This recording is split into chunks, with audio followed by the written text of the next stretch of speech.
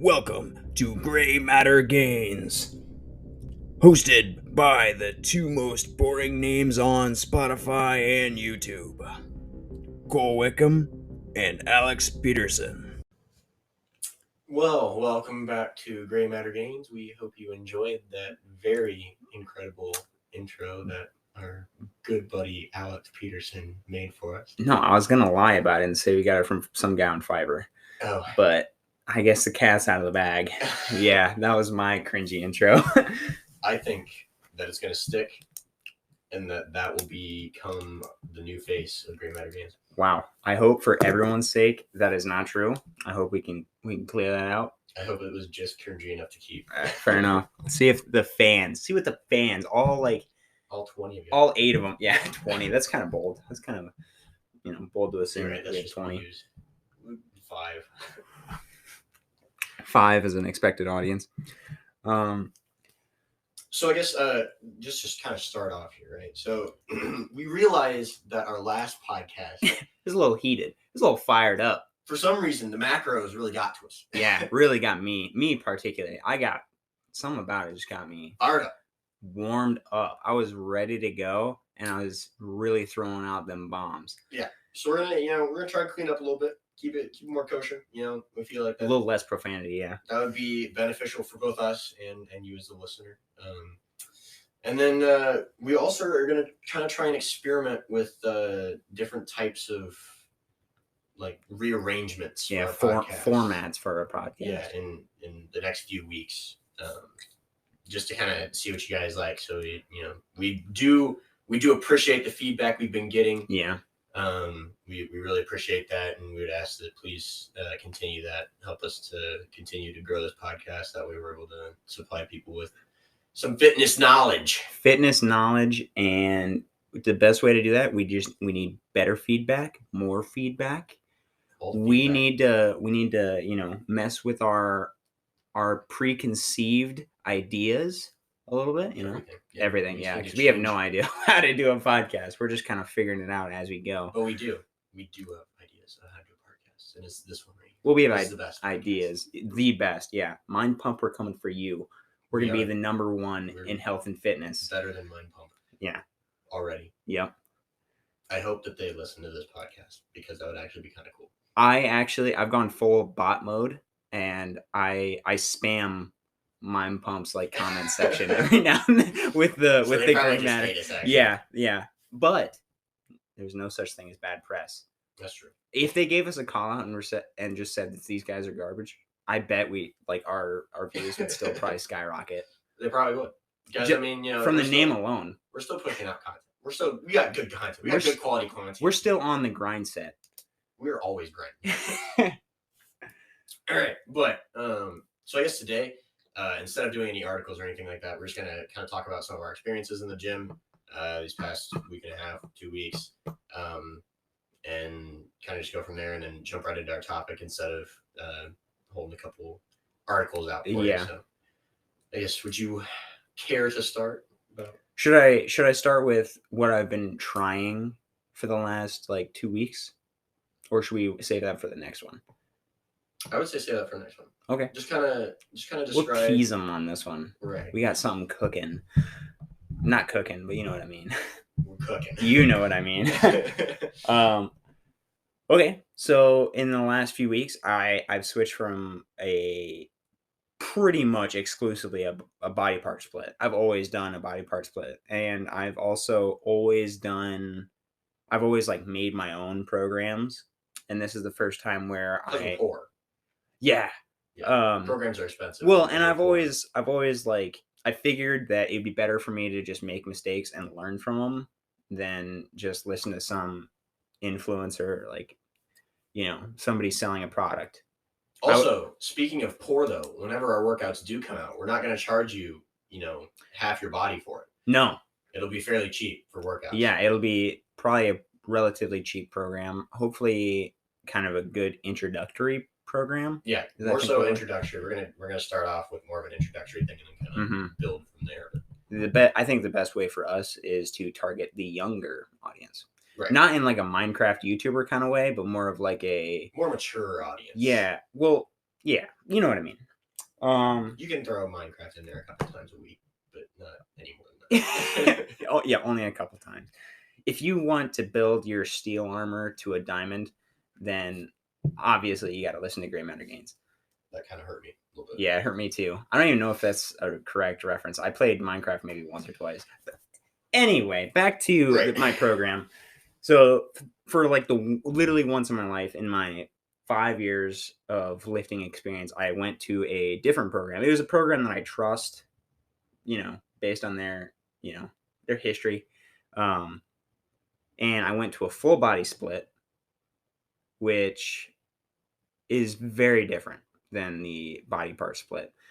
But I will say it is improving my recovery more than anything, which is what I needed, because I was going to work and my body would be so dead, especially like lower back, doing squat like 2 days before doing deadlift. And of course, me being the goober that I am, I would max out on everything, obviously.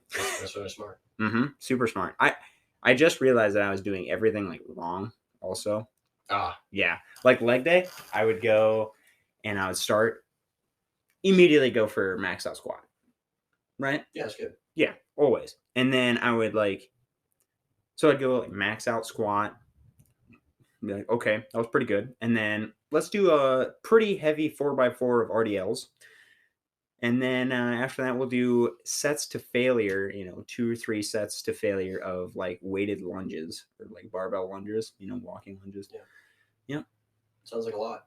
It was a lot. And then I just wouldn't be able to walk on calf raises too. I'd do like 5 sets of like 2 failure calf Always raises. got to grow your calves, Yeah. though. Well, they don't grow. We just work them. Yeah, just for fun. Just there. Yeah, we just work them for fun. But yeah, I didn't realize how bad that was for my body. It's a miracle that I haven't like actually hurt myself. I kind of was in the same boat. I did a lot of the like split stuff. And interestingly enough, the only thing that I really found that even I could see true difference in my body when I did was a split. And even on a lot of the splits that I did, I felt like it just wasn't enough. Because I was so used to doing like a bro split where it was, like kill yourself on one day of the week and then, do that for every day of the week and then just you hit like chest on Monday and then back on Tuesday, which is the most pointless, stupid workout that has ever been invented, unless you're just roiding up and taking testosterone. Yeah, I'm starting to realize that if you're a natural lifter, less is more. It is, as far as volume goes, because I 100% would do that. I would lift for like 2 hours a day. Well, it makes sense, right? 5 days a week. You're like in your body, it makes sense. And like when you start out with that like bodybuilder mentality, like when I started out, I wanted to get bigger. I just wanted to look yoked. Right. So when you do that, you're like, okay, well, I need to push myself to the limit and then past it. Like that's you think that's what's going to build. Yeah, when you sit there and listen to like Arnold and Tom Platz talking about growing, you're like, okay, I need to kill myself. Yeah. Yeah. And then you just don't take into consideration that they were actually, taking sauced out of their minds. Yeah. Of testosterone. They were just sauced to the socks. Yeah. Just throwing gear down their throat. Yeah. No, you don't really even think about it because you're like, well, that'll just slow down my gains. But no, it's actually it's like a completely different lifting experience. Yeah. Well, and it's weird how like back in the day when I first started, before I realized that leg day was a thing, I would literally lift 5 days a week, all upper body. Oh, that's nice. And I felt relatively fine, which is weird. But like now, if I did that, I would be actually crippled. I think my mid back would probably snap in half. I would actually slip a disc. I'm honestly surprised I did not slip a disc when we lifted in high school. Because I'm gonna be real honest. That was not a good. Our high school personal trainers were not very good. I don't really think they knew what they're doing. No, they did not. Especially after like looking at how easy it is to become a personal trainer. It's like 4 weeks of schooling. Right. I mean, you can become a really crappy personal trainer for like $500 in a month. Yeah. So like no offense to all those personal trainers who like are taking time to actually grow in their knowledge and like develop and know what they're talking about. But if you're a personal trainer, there's a lot of personal trainers out there who are not good. No. I've heard personal trainers say that back squat is unnecessary. Wow. Yeah. It's like a foundational movement and a movement that any person should be able to do. Just a regular squat. Just a squat, yeah. A back squat. So like, I mean, I understand if you're like 97 doing a weighted squat, but like maybe not. Sitting up and sitting down, that's pretty vital. That's a vital thing. And a lot of people struggle with doing that. So that's probably because a lot of people they're only sitting down now. Well, yeah, and they're lard. Yeah. They're tubs of lard. I almost said a word. A tub of lard. Yeah, and so you really need to just, I guess, from that, like that little spiel right there, right? The real main takeaway from that is you really need to know who you're listening to, because like Arnold and like Sebum and all these guys, they know what they're talking about, right? Like they know what they're doing because they've done it, but they are speaking to a different audience than those people who are not jacked up on testosterone. They're a completely different, like, especially like Sebum and Arnold. Those are all like elite genetics on top of the fact that they're sauced to the gills. Max. Yeah. And like, don't get me wrong, I've had a majority of my gains, because I've only been doing this full body for like 2 weeks, 3 weeks. And even this is like the beginner part of it. Like I've had a lot of gains doing like a push-pull legs, and then I would do an upper lower. Which is really interesting because, you're working out, theoretically, you're working out the different parts of your body less than you would be like hitting a bro split, right? Like where you just kill your legs one day with like 100 bajillion sets, and then... Well, and that's what I mean by like less is more in terms of volume, it seems, at least for me. I mean, if you try a full body and you just hate it and it's not working for you, obviously, maybe it's not the best course of action, but I'd say it's a very small minority of people. Yeah. Well, and not only that, but like you can't deny that working every part of your body 3 times a week is not, there's no way that's not good for you. Right. Especially when even on push-pull legs, like I did a lot to make sure that I was hitting every part of my body at least twice a day or twice a week, doing the push-pull legs, and then I would do an upper lower. That's 5 days a week. Pretty high volume for all of those because I wanted to get, as big, as strong as possible. And my body just couldn't keep up anymore. Right. And obviously that once you stop being able to recover, you can't push yourself anymore. Like if you go in and you're burnt out from RDLs, and then you go and you try and do rows or something, there's no way. You're just not. Well, and that kind of leads us into the topic that we have for today, which is recovery, and then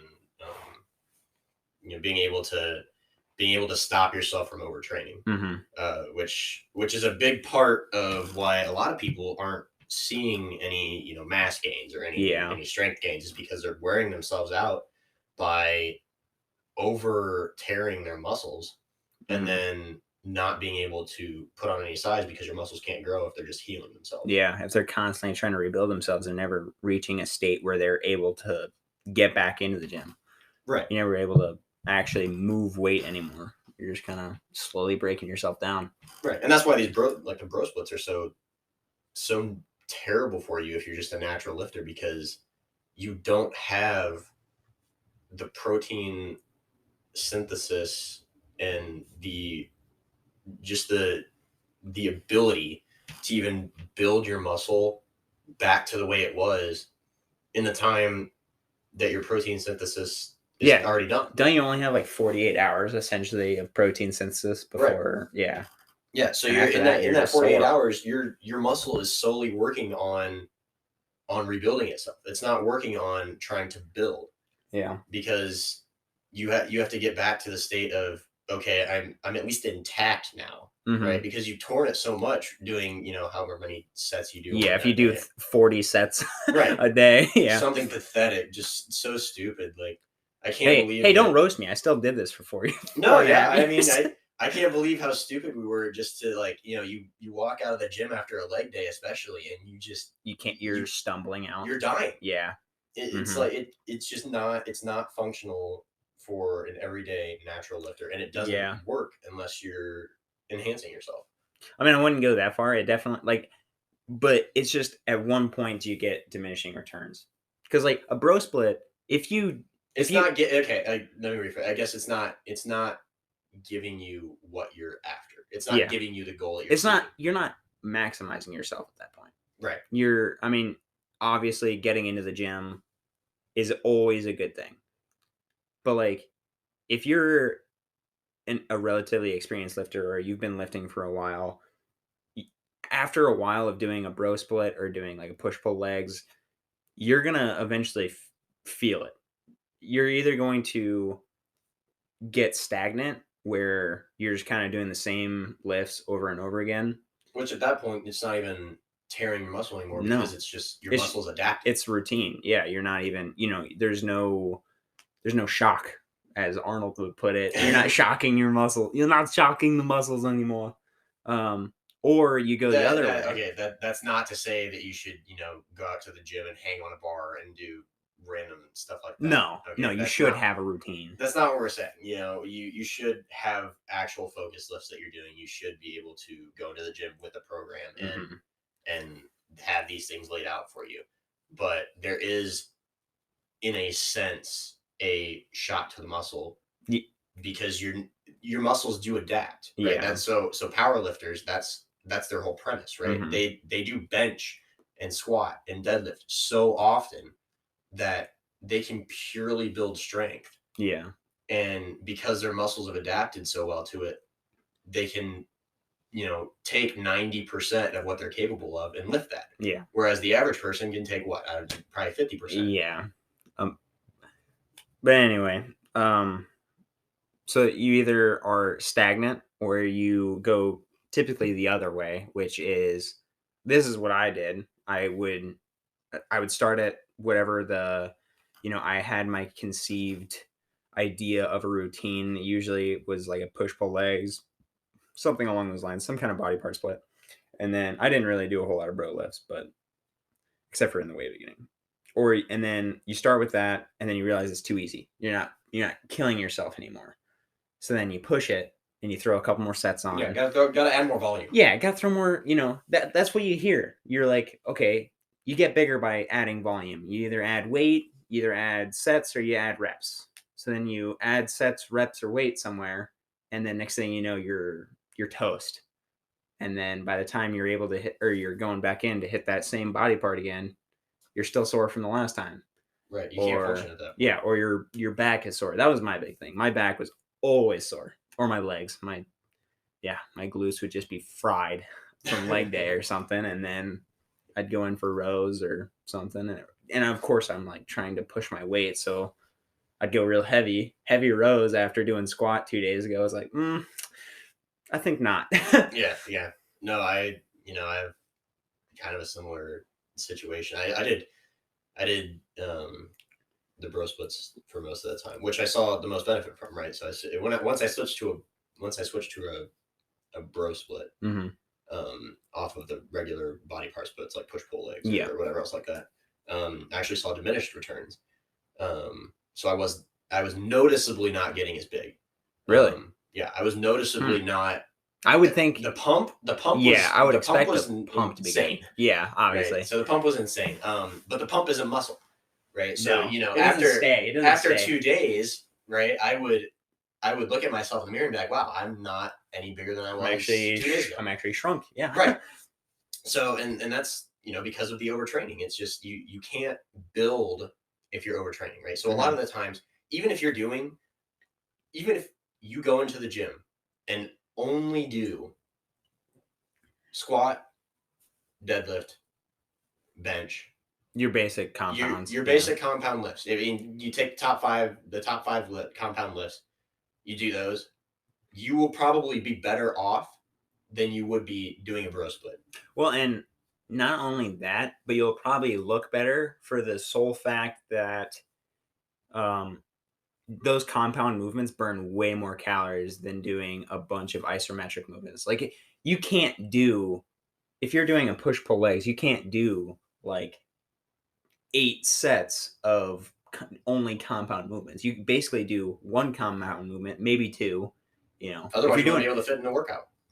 yeah, or You'd stay in the gym for 2.5 hours and or like even if you know were relatively efficient, you cut your rest short, your muscles just won't do it. Like you're pushing your volume too much. Like if you Right. sit there and do a really heavy, or like you're pushing yourself for a bench and then you try and go for an overhead press, you're probably going to struggle. One thing's going to give. One Yeah. thing's going to give. Either your muscles are going to give or your form's going to give. And you don't want your form to give. You don't want your form to give. If that gives, you're hurting. Right. Usually your shoulder. Form is most important. Form and Yeah. I would say form and mobility are the most important things when doing any sort of lifting, right? So especially on bro splits, from experience, it is incredibly hard to maintain proper form when you've already cranked out, 12 sets of something. Yeah. And you still have 2 more workouts to do of chest. Yeah. Right.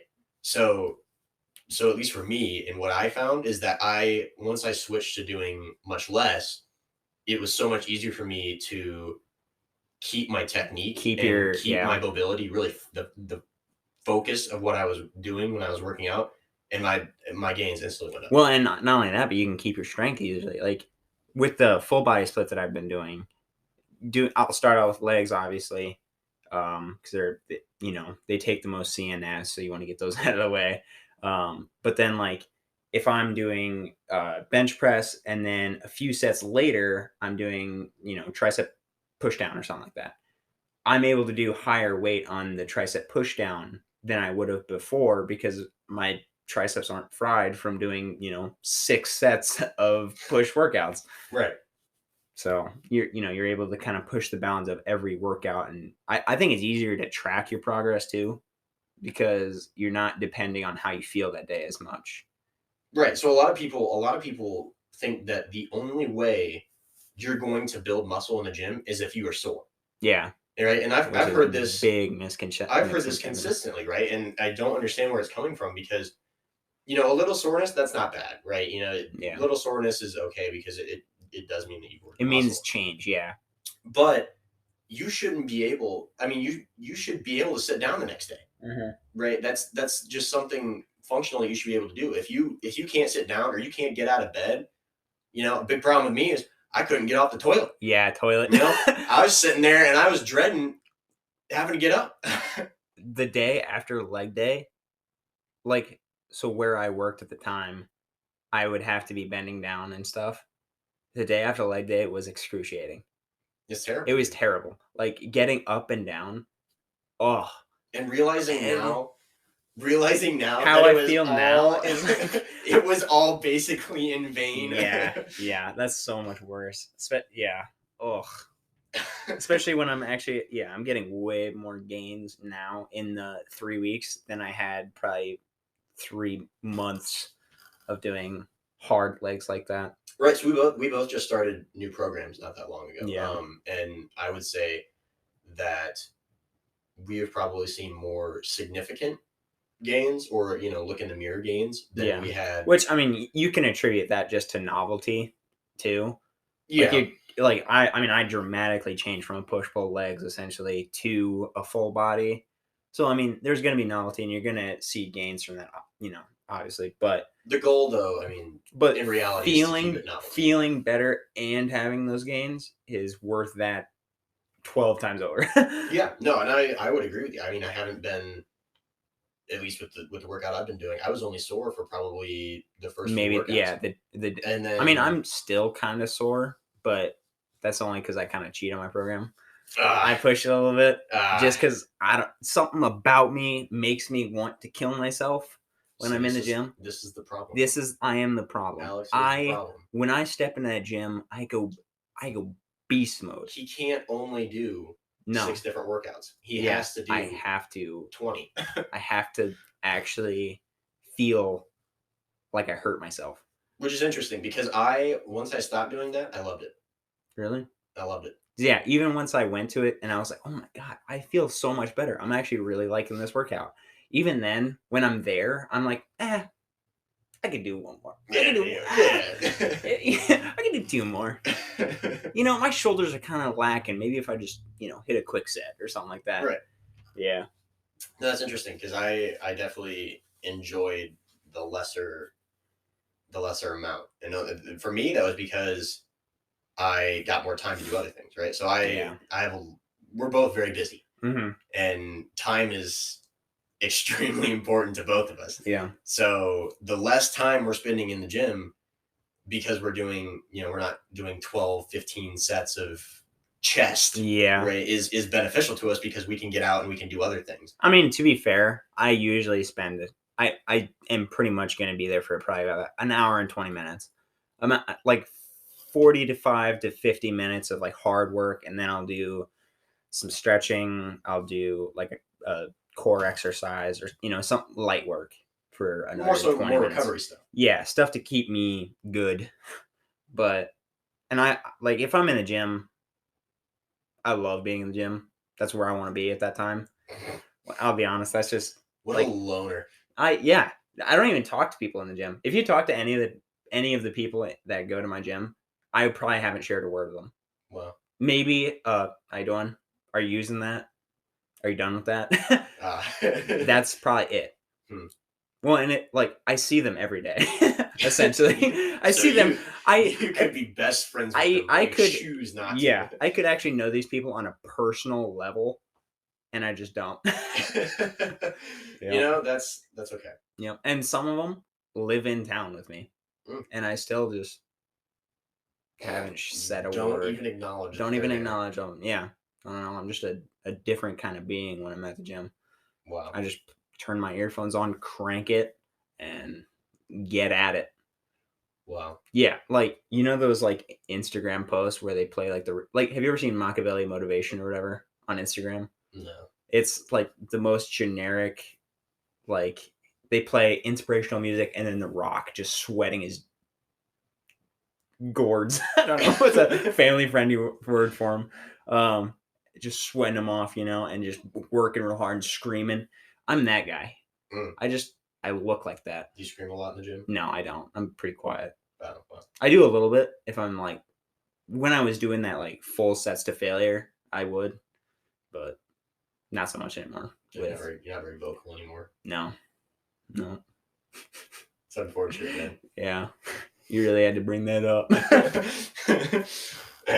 I mean, that's okay. That's okay though. I mean, there's always. So back to the topic of recovery. We got swing back around here. Got a little derailed by the beast mode there. But back to recovery and just, I mean, there's nothing you can do that can ever replace sleep, hydration, and eating enough. Okay, so prior to this, right? I guess just to kind of wrap up overtraining, right? Because we kind of just covered overtraining very broadly. But I mean, like your basic bro split is it's too much, right? If you're feeling sore, if you're so sore that the next day you can't sit down, it's too much, right? If you're physically just tired and worn out and dead the next day from your lift, it's too much. I mean, I would actually say that bro splits are not bad in the fact that like you are training yourself to failure, definitely pushing yourself, and that can build a lot of like discipline in the gym. And at least with bro split though, you're getting a whole week essentially to recover. You're burning out that body part. You're waiting until next Monday to do chest or whatever. At least that is a thing. Okay, so but in terms of gains, in terms of like all of that other stuff, your frequency is only 1 part per week, which is like 4. So you're only hitting chest 4 times per month. Which is terrible. That's not good. Especially when a full body, you're hitting chest and triceps, shoulders, you're hitting all those. Right. I'm doing 3 times a week. So 4 or 12 times a month, right? Your frequency is through the roof compared to a bro split. Then there's reasons for that, right? So we've talked about protein synthesis. Upwards of 48 hours. You're able to actually take advantage of that 48 hours rather than just killing yourself and then building yourself for 48 hours and then whatever's left is just left. You're just sore for the next week.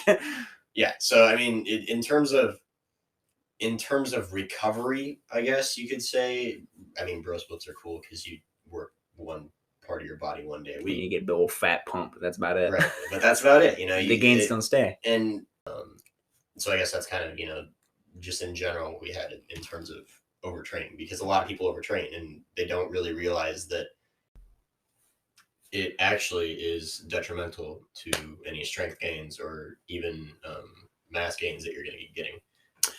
And on top of that, there's just various ways to improve your recovery through other means, like stretching or, adding those things on top of your workout just to improve, like if you stretch, you're going to release a lot of that lactic acid out of your muscles.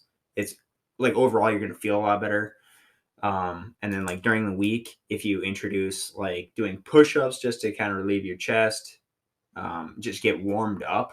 Right, active training. Yeah, and a lot of that's actually beneficial for even if you do overtrain, right? So if you overtrain and then you overtrain, then stretching afterwards, or like what I do is I will take hot cold showers.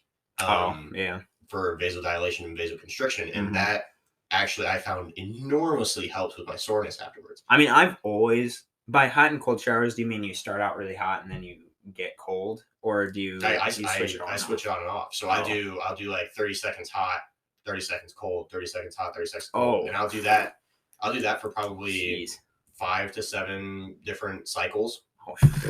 Okay, it sounds bad. You do a try. No, I will say I think a lot of people they when they talk about cold showers, they think like you gotta grind. You gotta wake up at 5 a.m. and take a cold shower because you gotta testosterone. Yeah, you gotta blow out the body or whatever. It builds discipline. No. I wake up and take a warm shower. I take a very hot shower, and then once I feel like I'm steamed, like about the halfway point, I'll shove my girlfriend out, and then I'll like slowly start backing it off to a cold shower. Right. Well, not slowly. I'll kind of like boop, boop, boop, and then. So just not slowly at all. No. Just kind of pretty fast. Wait, like after you cook yourself in the shower, you lobster yourself where like your back and chest are like once red. You're burning. Yeah. Once it's better. Yeah. To talk about vasoconstriction and dilation, you sit there and then you crank it back to like chilly. You're feeling pretty good. Yeah. Once you get a little bit nippy, then it's Yeah. You're way more awake afterwards too. That's very true. Yeah, I definitely find that it wakes me up. That cold part of the shower really gets you. I guess that's why all the discipline YouTube junkies wake up at that's 3:30 a.m. Those are dumb. Those are just dumb. There's way better ways to improve your discipline than just walk into a cold shower. I mean, obviously we could talk about this too, but that's a whole different subject. You have the same amount of hours in the day, whether you wake up at 3 a.m. or 10 10 a.m. It's not gonna make a difference as long as you're productive throughout the day. No. Anyways, that's another podcast idea. We'll keep that. We'll write that one down. Store that in the bank. Yeah, we'll probably forget about it. So we will definitely forget about it. Yeah, that's okay though. Hit us up if you're that interested in what we think of idiots on the internet and how they go about discipline and building discipline. Yeah. But again, there's no replacement for good sleep. Sleep is always one of those things is vital. I've struggled with the most. So I used to, and then I made a commitment to myself, and I said I function. I have found that I function best from right around 6.5 hours to 7 hours of sleep. Anything over that, I tend to think that I'm a bit groggy. Feeling like I've overslept or something like that. Yeah. Anything before that, I struggle throughout the day because I'm You're tired. Like, no, I don't want to. Right. Yeah. Like, so around 6.5 is about the good spot for me. Right. So that range, I made a commitment to myself. I said I will be getting that amount of sleep every night, and thus far it's definitely helped. I could see, I've done a lot of changes to my workout over the past 2 or 3 months, but that was a pretty key factor. I just felt more energized with my workouts. I felt that I could push more weight. I felt all that stuff, and that in turn will help with the productivity of strength gains and mass gains and all that. Well, and I'm interested because I just ordered some blue light blocking glasses for at night. Oh, did you? Yeah, because the last thing that me and my girlfriend do at night is we'll just be sitting in bed and we'll watch TikTok or we'll watch something that we just you can just mind-numbingly watch, Wow, the discipline that it takes for you to do that. Yeah, I know. But I got some blue light blocking glasses, so hopefully that'll help my sleep quality, because that's one of those things. It prevents your brain from creating melatonin or producing melatonin. So hopefully eliminating that part kind of help my brain kind of wind just down. put me out. Yeah, and I mean, we could talk about blue light. Blue light obviously is what wakes you up in a sense. It stops your body from producing melatonin, and it kind of stimulates your body in a sense to wake up and get ready and all that. And your body's just adapted to do that. Yeah. Right, and that because the sun is a form of blue light, right? So if you wake up to the sun, then that's obviously going to be So in a sense, if you're going to bed, right, the ideal situation is that you are not looking at blue light, right? And there's a lot of the sleep, like how to sleep better things recommend that you not do anything electronic for over an hour before you go to bed, right? And that's the reason why, is because they don't want you accumulating blue light. Yeah, but the odds of me doing that pretty slim, especially since we're productive. We're productive men. Well, and that time is usually if I'm working on stuff, there's ways for me to work on things without necessarily looking at blue light. I mean, it's kind of hard, especially since my own online business is online. Everything's online. Everything's online. So you're going to be looking at blue light. Hopefully these glasses help. Maybe we'll talk about that once I receive them. We'll talk about that in a future podcast. Yeah. Think of those sponsors. That'd be sick. That would be really cool. Yeah. Hit us up. What is it? Felix Gray? I think they're a big brand on... Felix Gray is a pretty big brand, I think. Or anybody. Yeah. Just literally anybody who wants to sponsor us. Sponsor gummy bears. Literally anything. Kodiak cakes would be sick. Ooh, Kodiak cakes would be really cool. I eat so many pancakes. so many. Anything protein packed that looks and tastes like carbs. Yeah. And carbs too, because I do struggle eating carbs. Different issue, but yeah, another time. And then once you have your sleep, your routine, and just overall eating enough can be that can impair your recovery quite a bit. The foundations of recovery are sleep, food, and water. Yeah. Right. So you need those. If you don't have those, you're already doing it wrong. You're already losing. Yeah. Right. You're already doing it wrong. So those three are big, right? And most of the people that you see out in the world tend not to get that. They lack in one of those three. Right. Yeah. I know a lot of people who are very dehydrated. I know a lot of people who don't get enough sleep, right? And don't eat enough, right? Yeah. So you need to be doing those three, especially if you're lifting. Yeah. Right. Just going through everyday life. Living, you should be doing that. Right. Yeah. Just going through everyday life. That's a vital need. But especially when you're doing some form of working out or cardio or whatever else it is. Yeah. Right. That's just adding to the necessity of you needing to do that. It's you'll look on again social media. We need to have a podcast just about social media and how garbage it is. But you'll see people and they neglect a lot of that. And it's just in life, you'll see people and they refuse to drink water. I hate water. Yeah. How do you just, it's water. It's water. Drink water. It's like a necessity of life. Humans should be programmed to drink water. Drink water. People drink water out of streams and then they crap their brains out the next day. Just drink water. That's because of a parasite, though. Yeah, but that's what I'm saying. You're probably drinking water out of a purifier. You got a Brita and you're still not drinking it. You're privileged enough to drink out of a Brita. Just drink the water. Add whatever you need to. Fruit, I wouldn't say you should add a crap ton of Mio or something. Right. Don't throw all the sugar in it. Yeah, but drink water. That was. Thank you. You know how much crap I've gotten because I drank out of a gallon jug? I give you crap for it. Yeah. Just trying to drink my water. Well, and actually, I've stopped that. I have a water bottle here. Well, congratulations. Yep. This is a monumentous moment. Actually. I know. I've stopped being one of those guys. Only because I refuse to pay for the gallon anymore. Even though I love the taste, I'm going to have to just not do that. So your cheapness yes, overtook it. I mean, that's fair, though. It did go up in price, so I was like, no.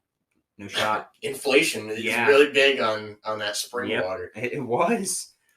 Yeah, I was like, no shot, no way I'm doing that. Yep. But then once you have those 3 absolute foundations, the necessities of life, and then once you improve those to the point where, you know, your recovery is where you need it to be, then at that point you should be trying to push yourself, I guess, with just like supplementation, I guess. I mean, like that's so in terms of recovery, for opinion, but right, in terms of recovery, there's a lot that can go into it, right?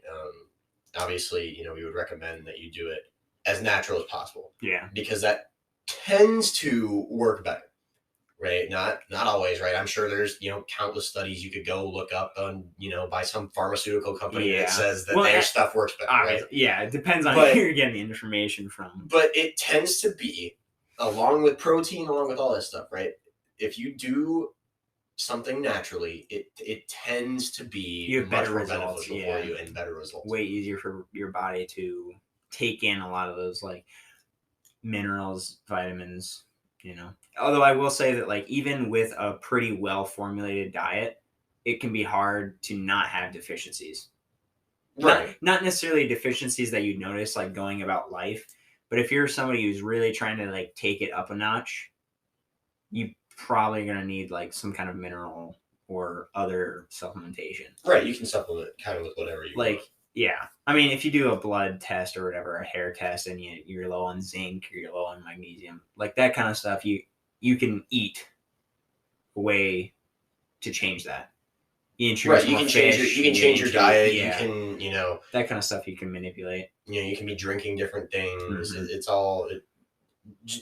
I guess our point with that is just naturally tends to be better. Yeah. Right. And we've found this personally. We've kind of experimented, I know, with like shakes and protein bars and stuff like that, right? So we have ingested even almost a majority of our protein with shakes, like protein shakes, and we just found that it actually, we feel better, we tend to perform better with getting the protein through natural sources. Yeah.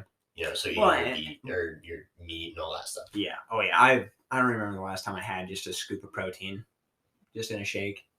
Right. If I do have a scoop of protein, I will usually just I'll just introduce it into like Greek yogurt. I'll make it up. Well, and what's funny is that cake of the stuff. It's really good. Yeah. And then you throw some crushed up Oreos in there. Mm-hmm. And what's funny is that so many people think that protein shakes are just a necessity. Yeah. If you're lifting. And they really don't understand that if you're getting your protein through natural sources, through your food you're eating, you don't need to add more protein. No. Not typically, no. You know, and we kind of talked about this in the macros. Yeah. But a lot of the supplementation that people do in terms of recovery, right? Yeah. Is, you know, your protein or, you know, stuff like that. Typically that's the kind of that's stuff very pushed. Yeah. Because the fitness industry tends to push a lot of the random, you know, what's selling. Right. What's selling. Yeah. So, you know, the random testosterone boosters that don't do anything, or the fat loss supplements that, again, don't do I'm surprised anything. You don't see those test boosters at like Casey's or like some, you know. I know Walmart has them. Well, obviously Walmart. They sell anything. They'll say that's true. Literally anything. That's very true. Yeah. But you know, like they have those like sex pills at like convenience stores. I'm surprised that they don't have test boosters, honestly. I kind of am too, actually. That'd be an untapped market for them. Wow. We really should explore that. Yeah, we should create a business. And only sell at like convenience stores. Only sell testosterone boosters. Mm-hmm. Those totally wouldn't get stolen ever. No. And then on top of that, there's other ways to just kind of overall improve your life. Not necessarily just for recovery, but like ashwagandha. I don't even know if I'm saying that right. Ashwagandha? Yeah. I always introduce that into either a pill. I have like a raw powder, and I'll just throw a little bit in a shake or with my Greek yogurt. And that's really good for not necessarily just for recovery, even though it has been kind of shown to help with your testosterone or just hormone regulation. and metabolism function, all of which are good things. I mean, that's pretty far down the line. If you're getting that far into, like, if you're trying to improve your metabolism, you don't necessarily worry about your recovery overall, but that kind of stuff can help, and it is a natural route. So, I mean, in my opinion, like, obviously taking supplements and stuff to recover, you can do that, right? And if you find it beneficial, if you feel that it's beneficial to you, then by all means take whatever you want, right? And so just personally, I feel like in general, if I need to, for instance, improve my metabolism, right? I feel like I can do that by tweaking your diet. By tweaking my diet, right? So at a much in a much larger scale, right? I can take what I'm doing and change it in order to eat some Activia, improve my diet. I probably won't eat Activia, but it's great for your gut health. Have you done that? I don't. Okay. Well, that's what's her nuts, that old lady from the commercial says. Oh, yeah. Activia. That was. Hopefully we get like copyright stricken. We can if we just mention a brand. I feel like we can't. No. We don't. Proves how much we know about this kind of stuff. I guess we'll find out. Activia sponsor us. Yeah, that'd be sick. We'll have what's her nuts on our podcast. No, yeah, but so at least for me, right? Like if you took a hair sample or a blood sample from me, right? I'm sure you would find all sorts of deficiencies, right? Not necessarily a good thing, but all right. Well, like I'm not teach their own, but you're getting like at that point you're too far into the rabbit hole. Right, there's you're so getting many layers. You're very, very niche. There's so many layers when it comes to like fitness and health and just trying to overall improve your health. Like once onions have layers. Yeah, like ogres. Ogres have layers. And once you're to like the ashwagandha and like taking L-carnitine and like all of your other supplements, like you're in the rabbit hole. You're not even there anymore. You're getting to very minute things. Yeah. Right. You're already C1 level yoked. You don't even need to worry about it. Right. So we're just, the regular natural lifter that is not, like at least for us, I know for us, we're not overly into like counting calories, right? So we're not measuring out the grams of things and all that stuff. We're just throwing it in, and if it looks good, it looks good, and we kind of know what's going on. Yeah, I track my calories, but not to like if I have a teaspoon of honey or something, I'm not gonna like crap my pants over it, or I'm not gonna worry about it. If I have an extra 35 calories and creamer in my coffee, I'm not gonna like track it. I'm not gonna worry about that. No, because I just track my meals. Yeah, we're not that big into it, right? No. Even when I'm cutting, I'm not trying to get diced. I'm just trying to be better. No, and so I guess that that's another thing with like supplements and stuff, is that for the majority of people, you really could just avoid supplements. I mean, you really could, unless you take one and you feel very strongly that it's improving you. Yeah, and that's what I was about to comment on, because like ashwagandha, I actually is a very noticeable difference. L-carnitine is another one that I was a pretty big fan of. The only problem is I read it like when L-carnitine digests in your body, if you're taking it orally, it produces TMAO, which is like a possible. There's not a whole lot of research done on it yet, but it's like a possible carcinogen. Oh, pretty sick. But it's also this that's the same chemical that's produced when you just eat any red meat. Right. So. And anything in excess is obviously detrimental. Yeah. Well, and also I read that if you take garlic on top of L-carnitine, the garlic reduces the TMAO production. So, I don't know. That sounds kind of cool. Just pack on the L-carnitine. Yeah, because like L-carnitine is great. It's great because it upregulates your AR, your androgen receptors. Yeah.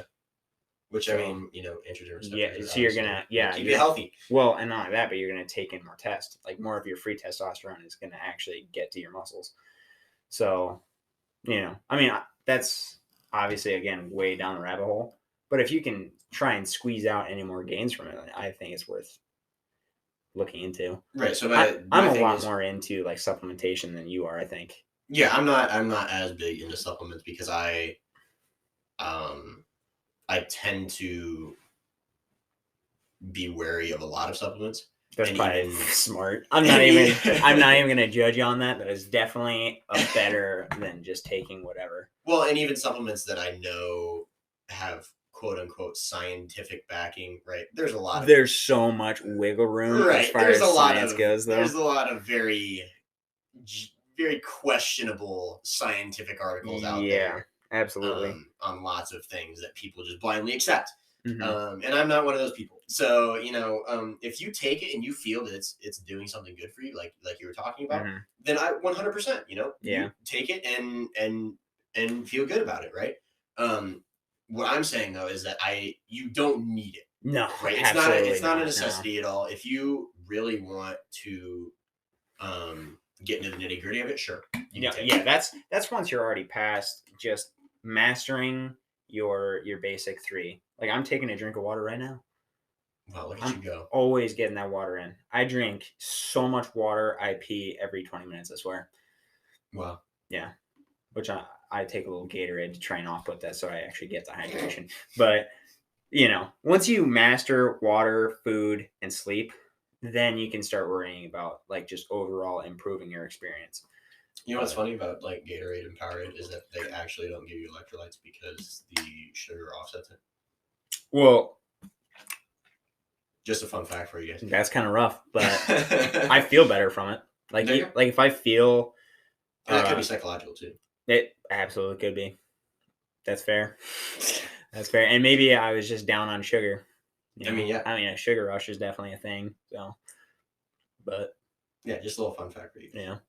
But so I guess kind of to sum up everything we talked about, right? So overtraining, obviously a big deal. A lot of people do it. So you want to if you're doing a bro split, for instance, right?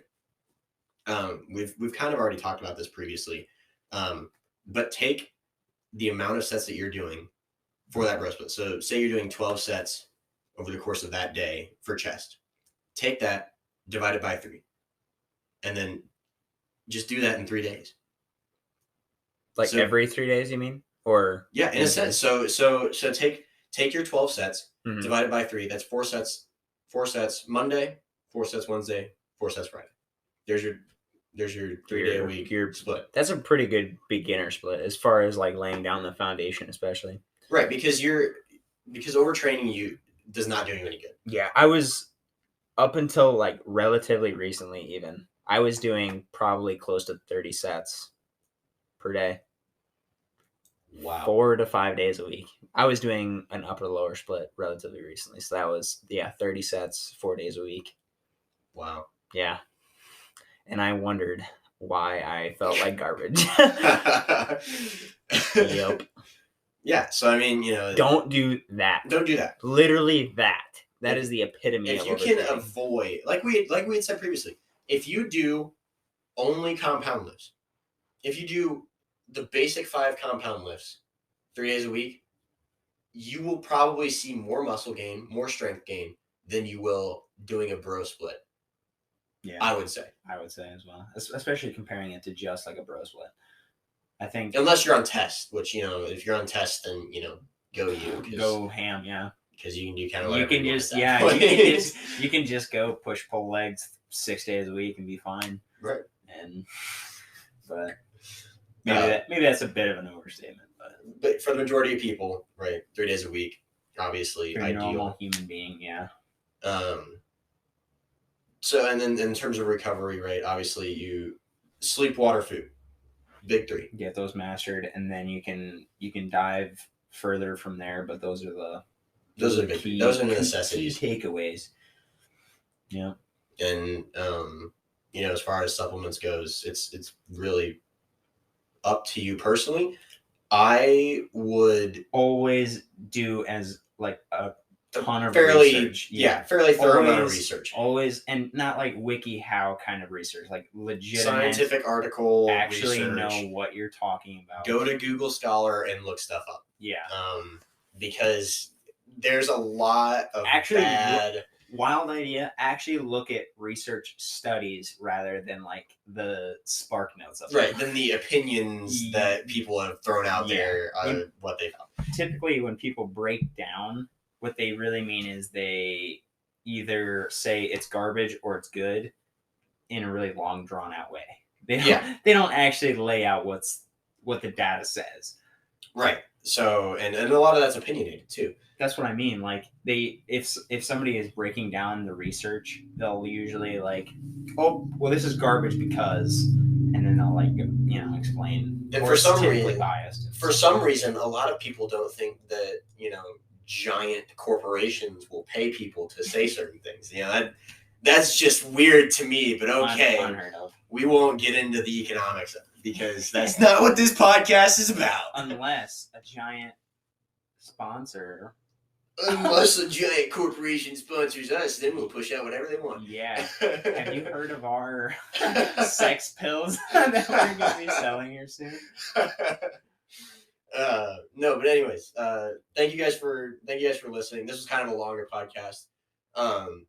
We're definitely going to be trying to get out a program here soon. It's going to kind of be sporadic here within the next couple months in terms of uploading and stuff like that. We're going to be pretty busy. And we're already kind of shaky on it. So right. So once we get into the next school year, I think we'll be able to kind of set a rhythm and go from there. Hopefully, yeah. But so follow Gray Matter Gains Media, obviously, on Instagram. Blow it up. Follow Gray Matter Gray Matter Cole. Yeah, Gray Matter Cole. Gray Matter Cole on Instagram and Gray Matter Alex. Also the dot.